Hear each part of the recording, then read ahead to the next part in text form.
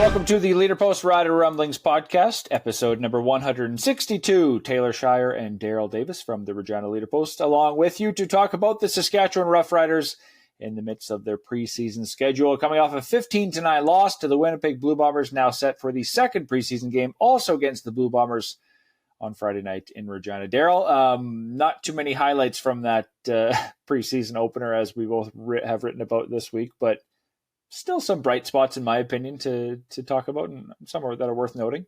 Yeah, sure. There's always a couple guys. You're right. In terms of watchability, it wasn't real thrilling, but preseason games are often like that. They're the testing grounds for the newcomers and the rookies, and let them get a lot of the playing time. The Riders veterans weren't outstanding, but at this time of the year, what do you expect from them? The people you and I have been talking about a little bit. Jackson Ford, third-year safety, went in for Nelson Lacombo, who didn't play in Winnipeg. Jackson Ford looked pretty good. And I know you're writing a story as of right now about Dre McCray, the return specialist. You and I talked a lot last year about Mario Alford and how it didn't seem like he was performing very well. He was running out of bounds quite easily. So it might be time for the Riders to find a new kick returner, and they may have found one. Yeah, and Dre McCray, I think to me he was the sort of game star for the Riders. There wasn't, like I said, a lot of, with no touchdowns and 8 field goals, there wasn't too many offensive highlights. Jackson Ford did look great, wearing a new number this year, his old grandpa's number. I'm going to write about that this week as well in terms of how that all came together. But yeah, Dre McCray, they're giving him a long look because not often does a single player get every snap at his position, but McCray handled every punt return and all but one late kickoff return. So he had 3 really good kickoff returns, and they're giving him a long look, I think, and that'll be a tough decision, especially if he has a good performance in the second preseason game. Then there could be a tough decision having to be made anytime you upseat a returning veteran at whatever position. Yeah, but Alfred hasn't been that great. 2 years ago, yeah. Last year, not so much. So I think they really are looking for somebody, Taylor. We've talked about it a little bit, and McCray turned some heads. He's known throughout his career as a return specialist. He can also play a little bit of receiver, right? He would line up. Remember last year, Mario Alford was listed as the backup receiver, but despite all their injuries and anytime they needed to roster juggle, they never put him in. So I think in my mind, that's a bad sign too, because every team likes versatility. And if McCray can at least learn some of the patterns and be counted on occasion to go out and play receiver, that puts him at a real advantage in terms of durability, versatility, and what can you do for this football team. Yeah, the more you can do for sure. We'll go into it. And to be honest, I think he's going to be one of the rookies that'll make this team just based on his speed, explosiveness. He's only 22, right? He's fresh out of college, and he looks like he isn't afraid to take a hit to find a hole type of thing versus running out of bounds type of style. But to me, looking back at that preseason game, there weren't really any players that jumped off the page in terms of, you have to keep this guy, maybe other than McCray. And I don't think there was too many players that lost their spot either, except for maybe Brian Garrity, who was actually cut after going 1 for 2 and missing a 48-yard field goal. So they had brought in 2 kickers. Brett Lothar obviously wasn't going anywhere, but to have that competition is always good. Now we knew it was going to be Brett's kicking job, but they did make a small change to the punting situation after Bailey Flint, I would say, had a average, less than average. Bad. There was a couple punts that were good and a couple were bad. But again, that to me was surprising when they cut Joe Couch, because that was a job that we're all talking about. It's not as exciting as others, but the opening job to be the starting punter after Adam Korczak retired. And it was surprising that Joe Couch didn't even get a chance to play in the preseason after being on the practice roster for all of 24. Totally agree on that one. I don't know why they, especially after watching Bailey Flint punt and struggle in that preseason game, you can't punt less than 40 yards ever in the CFL. That's just, those are shanks basically. And if you can't count on a guy getting it 45 yards downfield, your coverage teams are just going to really have trouble. So the fact that he was the only one left afterwards, why didn't they keep Joe Couch? They brought him back. Obviously they realized that Flint struggled quite a bit, didn't position it. Losing Korczak was a bit of a surprise to the Roughriders, obviously, right? We've talked about the continuity on this football team, and of all the players they lost, every team loses somebody over the offseason because they have better opportunities or they get more money. Korczak, I think, would be the only undisputed starter who they lost. So, that's somebody they really have to find. on the front line, and Bailey Flint didn't seem to have it. Maybe he had a bad game. One bad kick, yes, I can handle that, but two bad kicks in the game, that's troublesome. And I think that's why the Rough Riders hurried up and brought Joe Couch back right away for their first practice back in Regina. Yeah, so Friday's game sort of reinvigorates that punting battle, in my opinion. That'll be not necessarily top of mind, but it'll be certainly something to watch in the second and final preseason game before cuts are made on Saturday. Other than that, do you have any sort of positions to watch as we get closer to the preseason game? Still watching the offensive line. Taylor, you and I have talked about that a bit too, right? That with Jamarcus Harder coming back, hopefully coming back, he didn't play in the first preseason game, and we think that that's just to rest him because he's a veteran and he knows his role. But they've juggled that offensive line around a little bit because they lost Philippe Gagnon to torn biceps, so that could be a season-ending injury. And losing Sean McEwen, one of their most important additions in the offseason, or the biggest. I thought that they had a decent center in Peter Godber, but bringing in Sean McEwen, an all-star center, showed that they were ready to revamp that line a little bit. And losing him for a long term, it looks like we haven't had the injury spelled out to us, but that forces them to make a whole bunch of changes. The fact they were going to use, it looked like they were going to use 3 American offensive linemen all year, that makes it a little bit easier to fill those roles. But just getting that group together and playing as a unit, because that's the most important group that has to play together. Watching that again, like we said before last game, it sounds kind of boring, but it still all starts right there. So if they can be cohesive, remember they did not allow a sack against the Winnipeg Blue Bombers, which is pretty impressive. They didn't pass for a lot of yards, but not allowing a sack speaks pretty highly of the group that they've put together. And I want to see them continue to grow. If you're asking me one spot that I want to keep watching. Yeah, it'll be interesting to see how they line up. Jamarcus Hardrick is healthy, has been practicing at right tackle this week. Trevion Tate is at the other tackle spot, and they've been using, the most outstanding offensive lineman in the West, Logan Ferland, at center, where he sort of ended last year.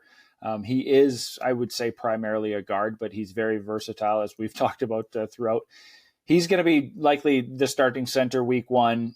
Zach Fry then is going to come in at left guard, and they're going to use Jacob Brammer at right guard, who's an American. So you're going to go back to the 3 Americans. And then I think that extra offensive lineman is still up for grabs, in my opinion. I don't know who it'll be. They'll obviously have to have a few on the practice roster and another one on the game day roster. But losing McEwen and Gagnon was, I think, based on the depth that they had, it's not that big of a loss because they had a lot of depth. They had Zach Fry waiting in the wings, who wasn't even he's a starting quality offensive lineman who was potentially going to be on the practice roster. So you have him and you have other guys who are now going to get opportunities. And anytime you lose your 2-year starting, say 6 or 5 or 6 offensive linemen, you always want to have 6 and 7 to be good quality players, right?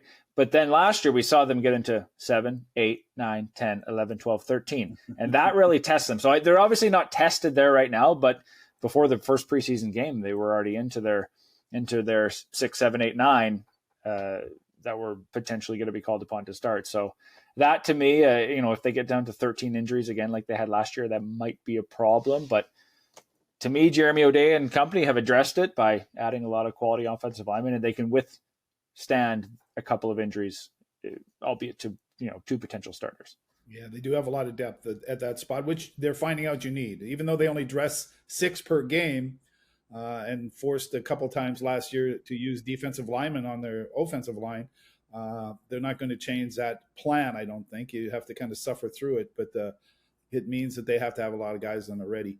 I was curious, I was waiting to see, I guess changing quarterbacks makes a lot of difference, and they used a lot of receivers.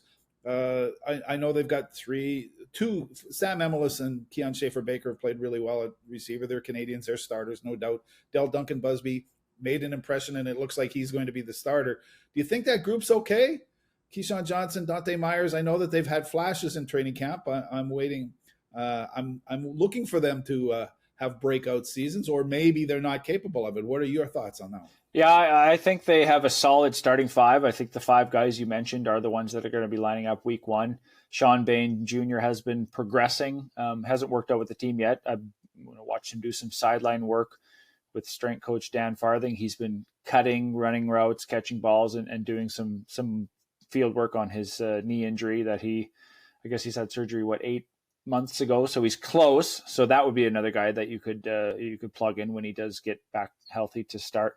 But to me, I don't see any issues in their starting five, even in six. If you bring a guy like Joe Robustelli on from the practice roster all of last year, he obviously can play. He's shown some flashes. He hasn't quite turned that into a solid game performance.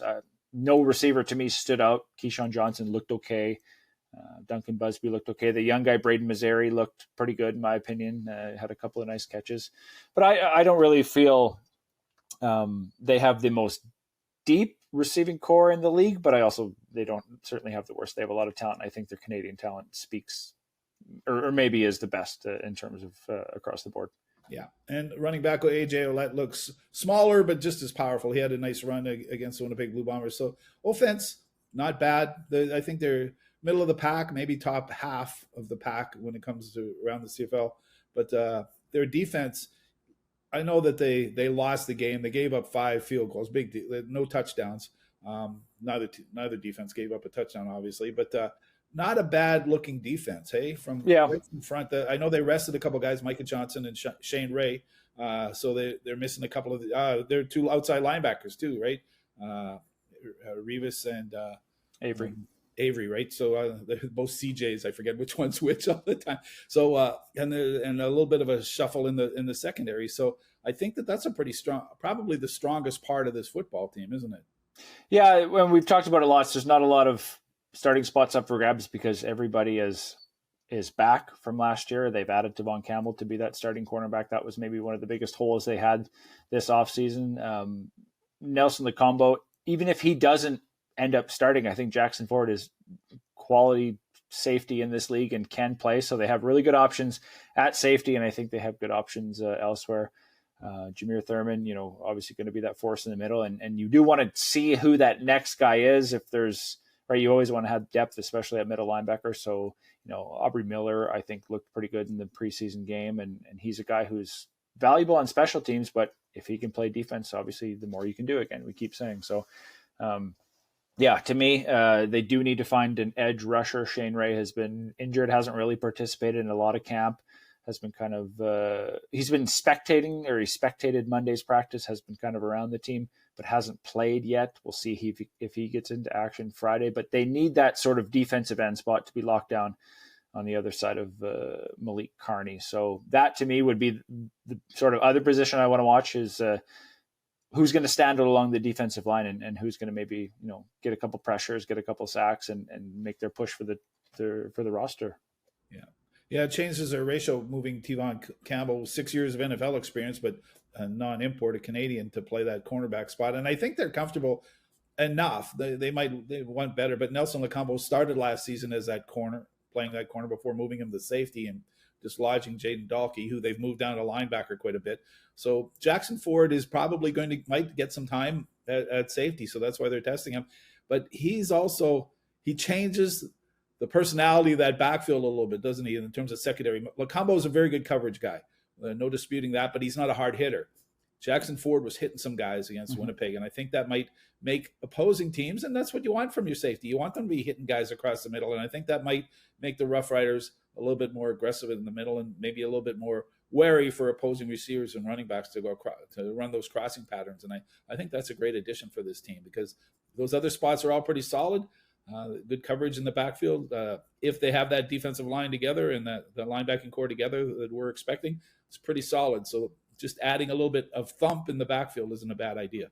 Yeah, and I think Lacombo and Ford are both valuable on this team because you need depth at every starting position, and especially when it's Canadian, you want to have a Canadian behind him. So if Devon Campbell is playing corner as a Canadian, who's going to be that backup? I know they have Kosi Onyeka, who is another valuable special teamer, but if Lacombo can maybe bump over to corner if something were to happen, Ford easily steps in at safety, so you can kind of work that around without flipping the ratio.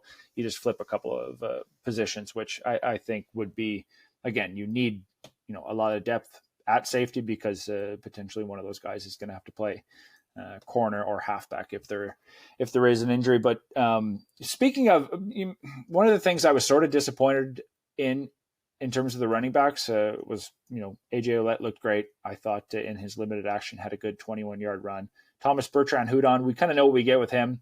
he had a great game. I would say he's the offensive game star for how good he looked. And he has a roster spot, in my opinion, based on his running ability, special teams ability, versatility. He's an all-around, and obviously his passport, being a Canadian. But I was sort of disappointed in the backup American running back spot. I was talking about leading into that game. I wanted to see Mario Anderson, what he had, and Trent Penix, what he had. Mario Anderson got most of the carries after AJ Ouellette came out. Didn't look great, and I think Trent Penix only got 1 carry for 2 yards. So we'll see how much they are deployed and which one of them rises to the top on Friday in the second preseason game. But to me, neither of them made their case to be on or off the team based on the performance and the workload they each got. Yeah, we'd have to take a little closer look, see how they did on their pass protection, right? Because I'm sure that's probably what's going to be the deciding factor. I don't think they have room for 2 guys on the practice roster. Ouellette is obviously the starter, but who backs him up? Who can best protect Trevor Harris at quarterback, right, on passing plays? So that's probably what they're watching as much as anything right now, Taylor. They can both probably run the football if you're given the opportunity, but let's see how they pick up the blitzes and the linebackers and the defensive linemen and watch for that one. And I'm pretty sure that's what the coaches, like how much they love watching video afterwards, and they're watching for things that we might not notice unless we're really paying attention to them.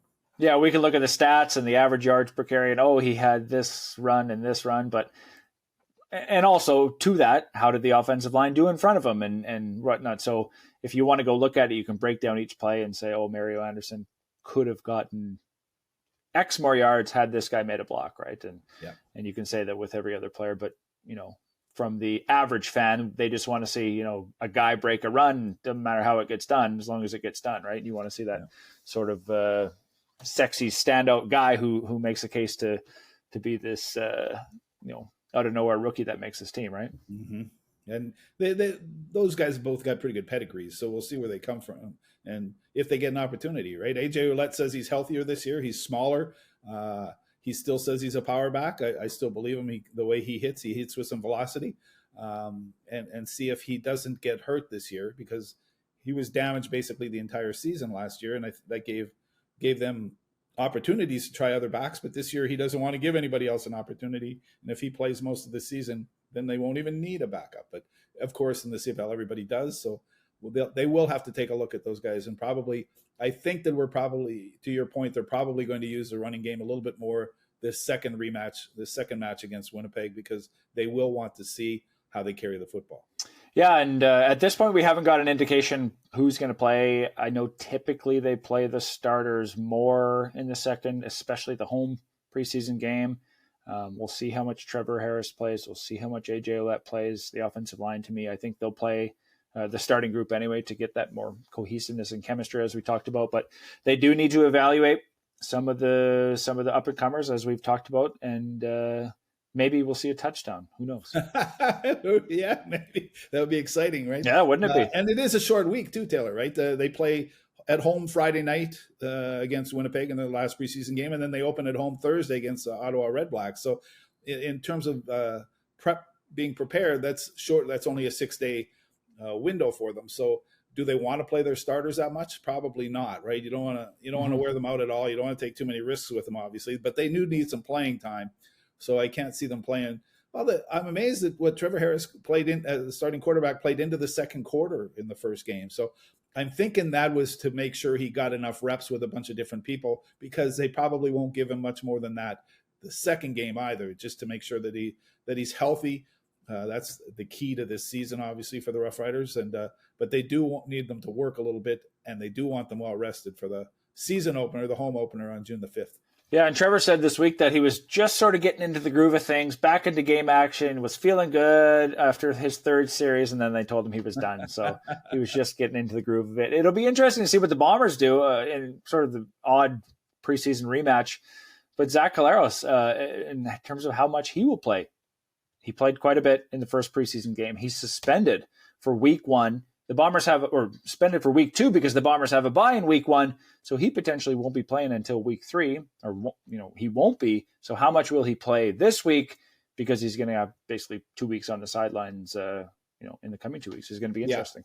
Yeah. And that's probably why the Bombers played Chris Streveler so much. They played him a lot against the Roughriders in the first game, and they'll probably play him quite a bit against the Roughriders in this game too. He's their backup. He's more noted to be a short yardage quarterback, but certainly he thinks he's capable of running the offense, and he's going to get an opportunity to show it. Yeah, it's still a strange suspension that Zach Collaros didn't check his emails or his voicemails to find out that he was supposed to be scheduled for drug testing, which is just a routine thing. So they gave him a 1-game suspension, which was dropped from 2.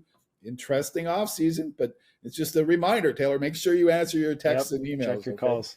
Yeah, to me, I think both quarterback rooms, Winnipeg against Saskatchewan, they're decided. The depth charts are decided. Winnipeg will obviously need an extra quarterback to carry for the first for the second week of the season with the suspension, but there's not a lot of debate to go around when it comes to who's number 1, 2, and 3 on each team's quarterback list. So I think a lot of the playmakers, offensive line, and obviously the defenses for both teams will be maybe the major things to watch on Friday in the preseason recap. Yeah, I don't want to interrupt, but you made a good point about quarterbacks that I want to ask you about. Jack Cohn looked okay, third stringer in his second season with the Roughriders. He's the one who got them into scoring range. The touchdown that they didn't try that would have put them ahead, and they gave a young kicker a chance. Okay, whatever. They better do that differently in the preseason. But Jack Cohn moved the team pretty well. Is he relegated? He spent almost all of last season on the practice roster. Is that his fate again this year? Well, he was the third stringer last year. He spent basically the whole season on the active roster and was the backup to Shea Patterson. So he's, in my opinion, he's going to go from third stringer down to practice rosters if he accepts that, because based on Jake Mayer's work over his career, 45 starts, one good preseason or one good training camp isn't going to trade all that experience. So I don't think Jack Cohn has a chance to upseat Mayer for the second string quarterback. We know Tommy Stevens is going to be the third stringer. So no, I don't think, even if Jack Cohn goes 10 for 10 and throws 3 touchdowns on Friday, I still don't think he's the number 2 guy. Yeah, I don't think so. And I agree with you in terms of Tommy Stevens too. He's unstoppable as a short yardage quarterback. So that's what they brought him here exclusively. They let him run the offense a little bit, but I don't think he threw a pass. Did he? Maybe one pass. Yeah, he had a couple. Yeah. Yeah. So he's not known for that. Can he run the offense? Well, they might not even have to try that. But so I agree with you that the depth chart, Jack Cohn, unfortunately, is taking a step back in terms of the roster. But the Roughriders, we've talked about this before, that they have as strong a 1, 2, 3 quarterback room as anybody in the league. So it's tough on Jack Cohn, but if he's patient and learns slowly, he can take a huge step forward in a year or 2. Yeah, that's a very good point. Well, lots to watch in the second and final preseason game for the Roughriders ahead of final roster cuts, which will be made on Saturday. Darrell, thanks as always for joining the Rider Rumblings podcast. See you at practice, Taylor.